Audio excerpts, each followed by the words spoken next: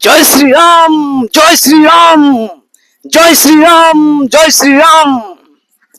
দেখে যাও, দেখে যাও, দেখে যাও, রাম ভক্ত হনুমান এবং বান্দরের দল পশ্চিমবঙ্গে হচ্ছে একই রামের বদনাম। জয় শ্রীরাম, জয় শ্রীরাম, জয় শ্রীরাম, জয় শ্রীরাম। নমস্কার। আপনারা ইতিমধ্যে জানতে পেরেছেন যে গত শনিবারে ঘটে যাওয়া বারুইপুরের মর্মান্তিক যে গণধর্ষণ এবং এটা গণহত্যাও বলা যায়, এই বর্বরোচিত ঘটনার তীব্র নিন্দা জানিয়ে আজ আমি সংক্ষিপ্ত আকারে দু একটি কথা বলতে আপনাদের সামনে এসেছি। আপনাদের স্নেহের ও ভালোবাসার কবি সুব্রত মিত্র। হ্যাঁ বন্ধুগণ, আমি আজকে দুটি এই ঘটনার পরিপ্রেক্ষিতে আমি আজকের দুটি বিষয় তুলে ধরব, সাইড এফেক্ট এবং এফেক্ট। শ্রদ্ধেয় বন্ধুবর্গ, বারুইপুরের এই যে ঘটনা, এই ঘটনার সম্পূর্ণ ধিক্কার জানাই, নিন্দা জানাই। এই ধরনের ঘটনার সাথে যারা যুক্ত আছে তাদেরকে যেন কঠিন থেকে কঠিনতর শাস্তি হয়, যেটা ভারতীয় ন্যায় সংহিতায় এবং আইনি সমস্ত ধারায় সর্বোচ্চ শাস্তি বলে বিবেচিত হয়। কিন্তু এর পাশাপাশি আমি পশ্চিমবঙ্গের নাগরিকদেরকে, ভারতবর্ষের নাগরিকদেরকে আমি একটা কথা বলতে চাই, আমি আমার আর্জি জানাতে চাই।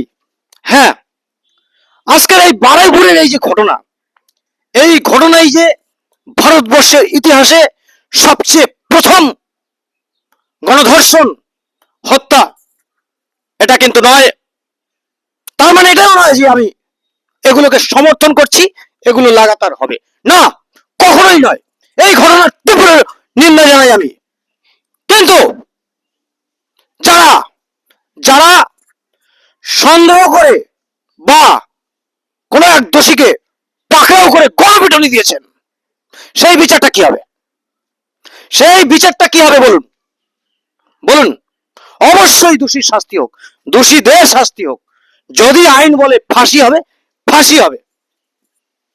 আজকে প্রশাসনের কাছে, পুলিশের কাছে আইনের এবং সাজা দেওয়ার দায়িত্ব কেন দেওয়া হয়েছে বলুন? কেন দেওয়া হয়েছে?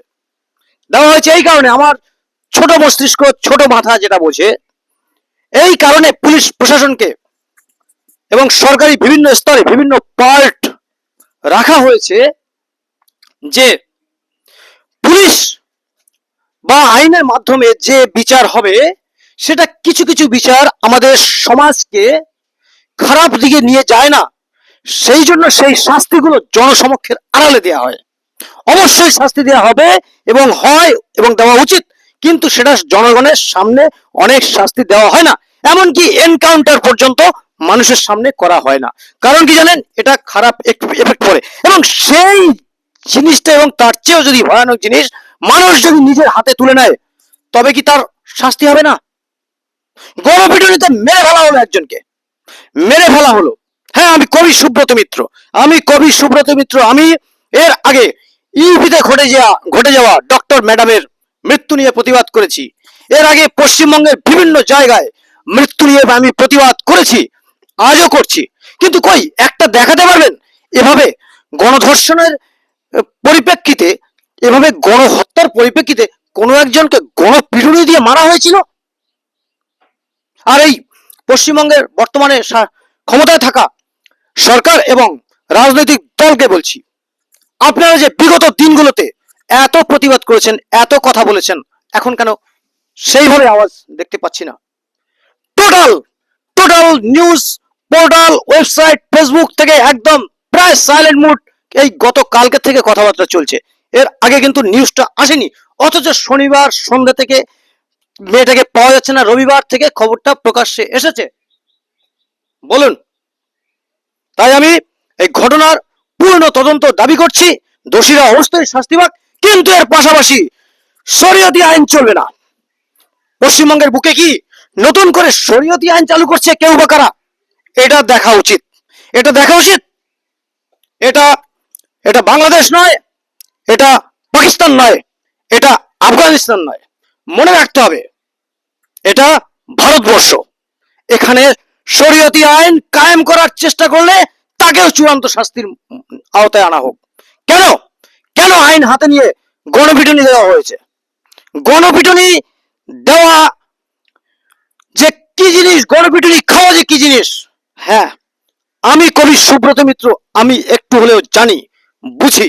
আমিও কিন্তু অপরাধ না করেও সন্দেহের ভিত্তিতে গণপিটুনি খেয়েছিলাম। এই যেখানে দাঁড়িয়ে আপনার সামনে বক্তৃতা দিচ্ছি, ঠিক এই জায়গায়। কিন্তু আমি সেদিন মরে যাইনি, কিন্তু আমি অনুভব করেছিলাম গণপিটুনি কি জিনিস। হতে পারে, হতে পারে ছেলেটি অপরাধী এবং খুনি, তাকে শাস্তির আওতায় আনা হবে এবং হোক, কিন্তু তাকে গণপিটুনি দিয়ে মেরে ফেলা হলো কেন? সিসিটিভি ফুটেজ দেখে তদন্ত করা হোক, কারা একে গণপিটুনি দিয়েছে, তাদের ব্যাকগ্রাউন্ড কি, তারা কে বা কারা, তাদের সংস্কৃতি কি। ধন্যবাদ, খুব ভালো থাকবেন। সুব্রত মিত্র বিক্রি হয়ে যায়নি, সুব্রত মিত্র বিক্রি হবে না, বিক্রির দাম পাওয়া গেলেও বিক্রি হবে না। ধন্যবাদ, খুব ভালো থাকবেন, খুব ভালো থাকবেন। যে বা যারা দুদিন ধরে ভাবছিলেন সুব্রত মিত্র কেন আওয়াজ তুলছে না, কেন কথা বলছে না, হ্যাঁ, আমি যেখানে চাকরি করি আমার বস গুরুতর অসুস্থ, হাসপাতালে ভর্তি ছিলেন, কালকে রিলিজ হলো, তাই আমি বিশেষ কারণে, ব্যস্ত থাকার কারণে আমি মুখ খুলতে পারিনি। কিন্তু আমার কষ্ট হচ্ছিল যখন 12 বছরের একটি মেয়েকে গণধর্ষণ করা হয়েছে, এভাবে খুন করে বস্তায় ভর্তি করে ফেলে দেওয়া হয়েছে জলের মাঝখানে। এর চেয়ে নৃশংসতম ঘটনা আর হতে পারে না। আমি পূর্ণরূপে ধিক্কার জানাই, ধিক্কার জানাই, ধিক্কার জানাই। কিন্তু এর পাশাপাশি শরীয়তি আইন লাগু করা যায় না, যাবে না। এটা ভারতবর্ষ। ধন্যবাদ, সকলে খুব ভালো থাকবেন। পশ্চিমবঙ্গ, ভারতবর্ষ এবং বিশ্বের যে যে প্রান্ত থেকে আমাকে দেখছেন সকলকে প্রতিবাদী অভিনন্দন, আন্তরিক শ্রদ্ধা, ভক্তিপূর্ণ ভালোবাসা, রাষ্ট্রীয় শুভেচ্ছা জানাই। বন্দে মাতরম। জয় ভারত, জয় পশ্চিমবঙ্গ। নমস্কার।